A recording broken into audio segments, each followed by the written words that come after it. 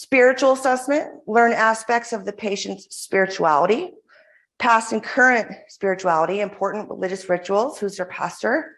And again, every human has a spiritual side of their being.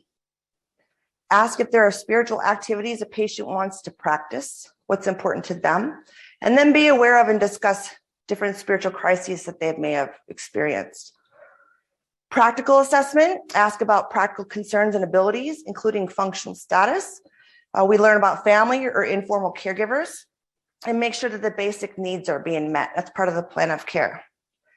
So looking at NEST, these are the 9 areas that we're going to screen that we just reviewed. Needs, we're looking at social.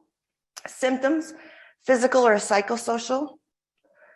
Existential, we're looking at personal spirituality or personal spiritual distress. Therapeutic, we're looking at personal characteristics, decision-making, and information sharing. This is a graph from WHO, just recommendations about hospice and palliative care. And you can see there how palliative care we can begin at the beginning of the disease process. And then hospice care comes in, when they come forward with the terminal certification by their physicians for hospice care of 6 months or less should their disease progression continue.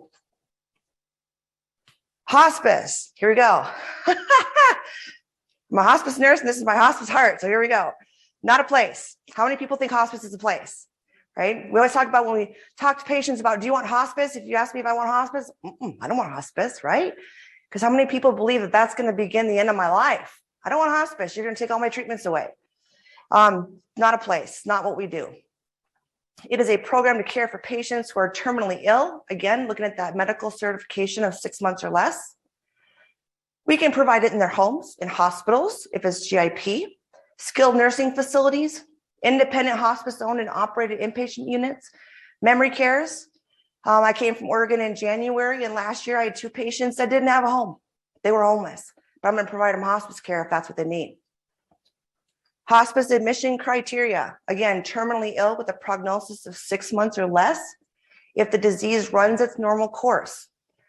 Sometimes we have graduation parties for people that come on to hospice, and we provide stellar care. And guess what? They stabilize, right? It's actually proven nationally that patients on hospice live 27 days longer than patients that don't have hospice. So sometimes we have to look at them, and if they don't meet criteria, then we have to have a great graduation party for them, right? And in doing so, we're going to go back to palliative care, home health care, whatever their goals of care are. Lives within the service area of the hospice. Presence of a caregiver. And again, sometimes they don't have one. Sometimes it is just that patient in their home. Hospice care provided by an interdisciplinary team of professionals.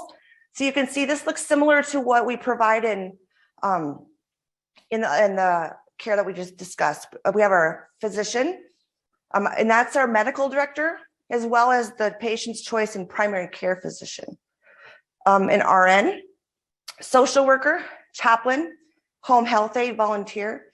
Some hospices have acupuncture, music thanatology, pet therapy, right? It's part of that recipe that we're going to put together for the patient. It is funded by the Hospice Medicare benefit, was established in 1983. It's also funded by Medicaid and most health insurance companies and providers. Hospices are either going to be not-for-profit or for-profit.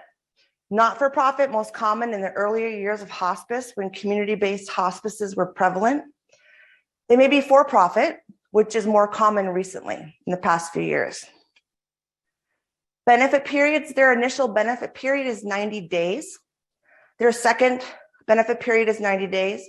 And then after that, we're going to have a nurse practitioner or physician see them, right? Because we're going into that third benefit period to make sure that they are still appropriate for hospice, in addition to the RN services.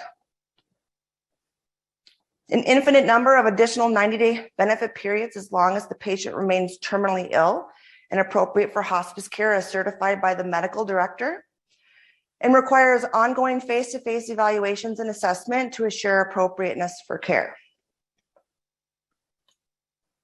So again, we talked about at the beginning of the presentation, where do you find palliative care, right? If you have patients. And in Las Cruces. So Mountain View Palliative Care in Memorial has a program. medical center palliative care team, inpatient palliative care consultation teams, Mountain View Palliative Medicine with the outpatient team, Quantum Palliative Home Healthcare, Home Health Licensed Specialty Team, and then we look at our hospices. And there's 3 of these listed, but there's other hospices in the community. I'll mention Amber Care first, just because. Mesilla Valley Hospice has an inpatient unit, Hospice of the Southwest. So those are 3 of the most prevalent hospices that are down. But we're continuing to see multiple hospices pop up in different communities.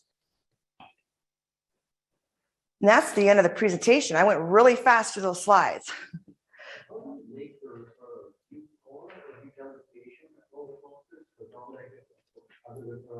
That's a great question. So the question for those of you online was, how do you make a referral to hospice? Anyone can make a referral. The patient can call and say, I want hospice. The patient's caregiver can call and say, I think that, this person could benefit from hospice. Family member, once we receive that referral, and this is just, I'm thinking general practice, but if any of you are from other hospices in the community, you can chime in. Once we get that referral, our first goal is, of course, to contact the patient to let them know, or family, that they've been referred to hospice, and then to contact their primary care provider to initiate getting the order for admission. So palliative care, again, anybody can make that recommendation. Anybody can make a recommendation or referral for palliative care. Patient can call and say, I think I want palliative care. Right? And then they'll go out and do that assessment. Or if they're in the hospital, they'll do the assessment. Primarily, those assessments are occurring in the hospital. Correct. Because it's a different level of care, whether it's palliative care, home health, hospice, they would need that physician's order. But the difference with palliative care is they don't need a certification of being terminally ill. And that's what hospice requires by 2 physicians. Or some patients come on and say, I want to choose the medical director to be my primary care provider. Or maybe they don't choose and the primary care provider says, I want the medical director to take over all care. Then we can have the medical director put in that certification and we're okay. Good question. Thank you.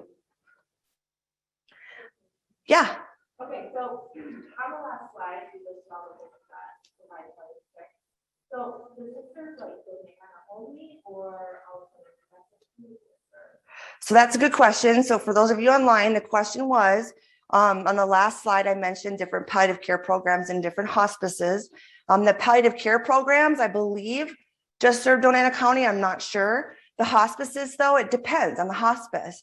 Amber Care, we're in Deming, Silver City, Alamogordo, TRC, Albuquerque, Santa Fe. So it really just depends. The nice thing about New Mexico that's different, where I came from in Oregon, it was a 60-mile as the crow flies. That's your service area, and if they're out, but in New Mexico, they don't have that. So it just really depends. Thank you. And I don't have capability to see any questions if there's any online, but I will ask her when she comes back in, Miss Krista. Okay, thank you. Any other questions? Any of you currently work for a hospice in the community? Awesome, thank you. All right. What capacity do you work in at your hospice?